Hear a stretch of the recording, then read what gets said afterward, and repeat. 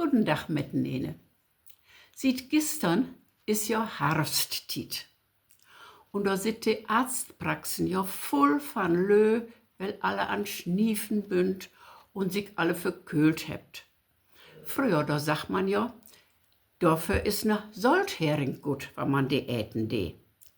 Und darüber hab ich es ein Gedicht gemacht. Die Solthering.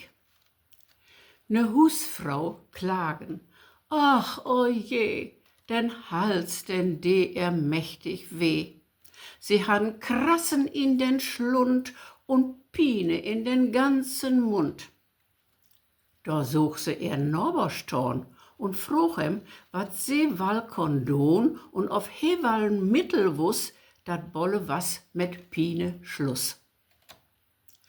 Ne Solthering, die helpt wall faken, wie söcke schlimmen Halspien sagen. Na düsen Rat such man se lopen und sich ne dicken Hering kopen. Na eine Weke stön se für de Dörr. Gesund quem se den Norber nicht für. Hey, Norberske, kun die den Solthering retten?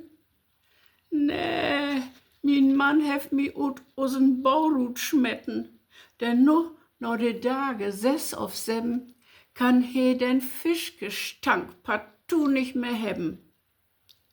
Komisch, bei mir stinkt dat gar nicht so, wann ich is ne Fisk äten do. Dat hes mi nicht secht, dat ich den Fisk äten sall.